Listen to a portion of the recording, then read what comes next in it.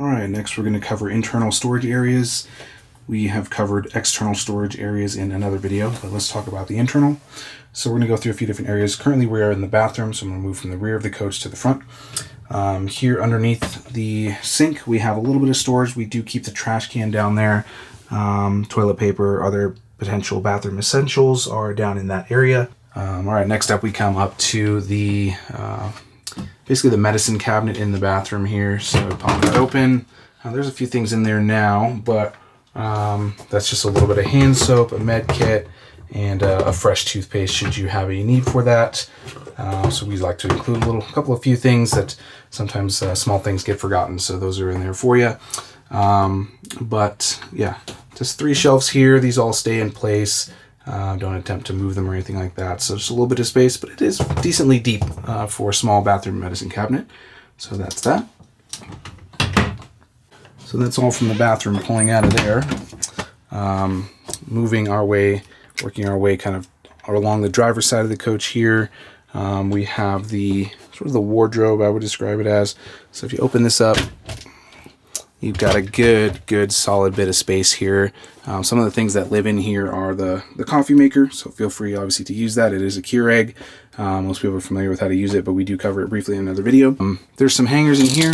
Feel free to bring your own as well, but up here this will actually hold a decent amount of weight. If you tug on it, you can kind of get an idea, but that is the crossbar that will hold your clothes on it.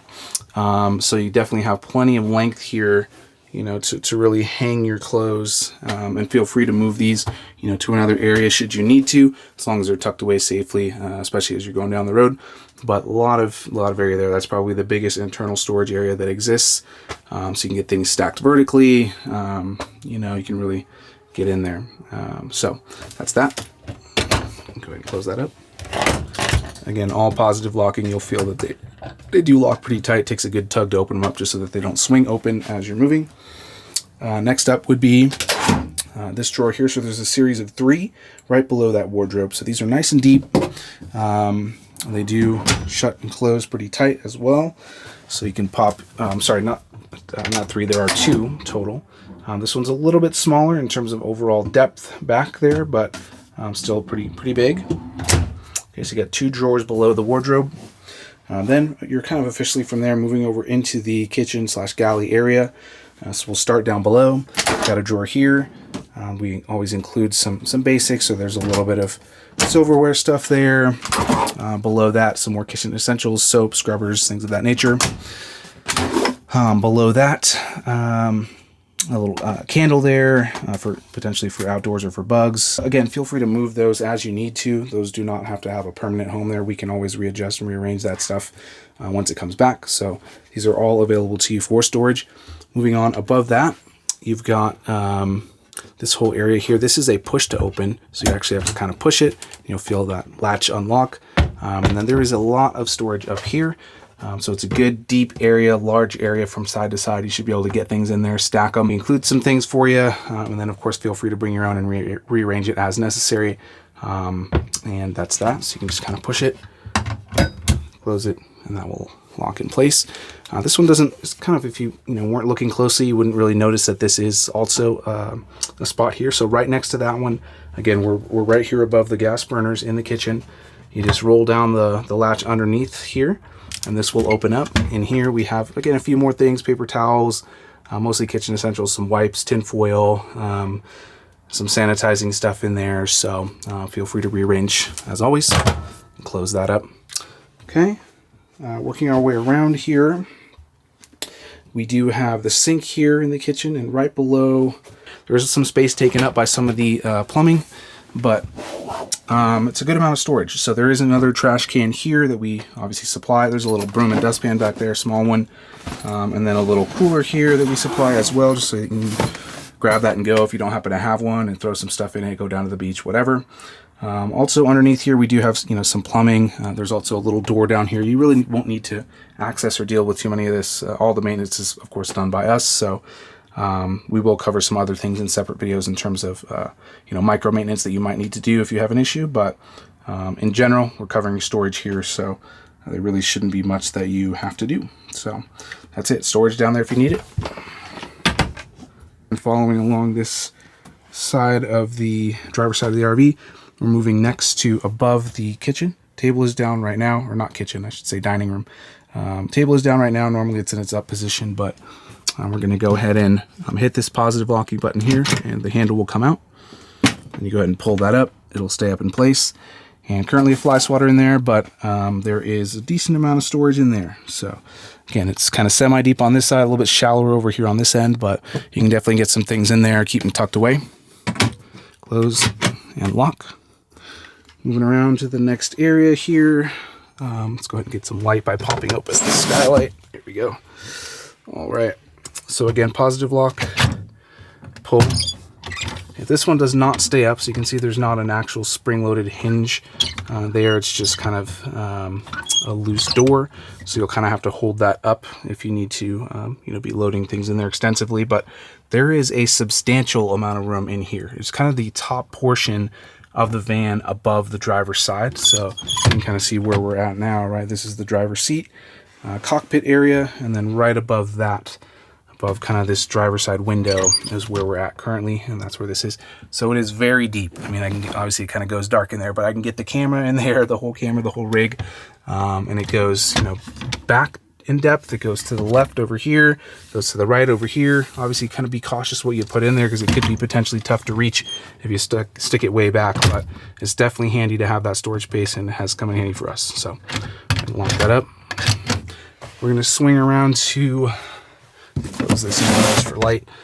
So above the cockpit area, there's some speakers here, obviously, this is where a lot of the music comes from.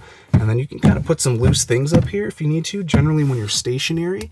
But be cautious of putting anything up there as you're moving around or driving, because that will just come flying off of there. But there's definitely a little bit of room up here, as you can see, to put some things. So that could be another TV monitor if you have one, iPad, for anybody maybe up in the bunk that would be watching here. It could be storage, kind of when the bunk is down, because it can be reached by hand when you're in that top bunk. But anyways, you can keep some loose items up here. Swinging around, just another of the same storage areas. Okay, not going to repeat all the notes there, but very deep, very handy.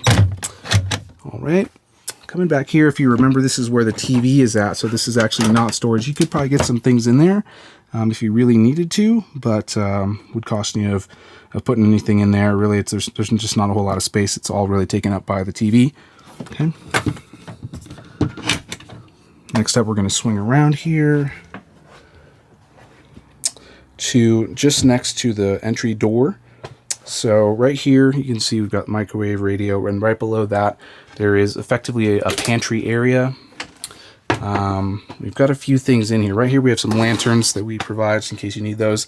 And then you've got a total of 3 shelves that work very well for keeping, pantry type of items, spices, soups, you name it, right? Anything that you might need for the kitchen, or really anything that you want to keep there. But it definitely works well as a food storage area, as it is directly across from the kitchen as well. Okay.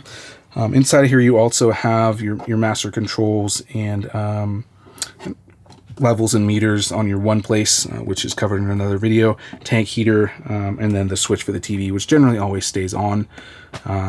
You really won't need to turn that off, but if you notice that the TV isn't working, come check this switch because it's probably in the off position. All right, so that's that.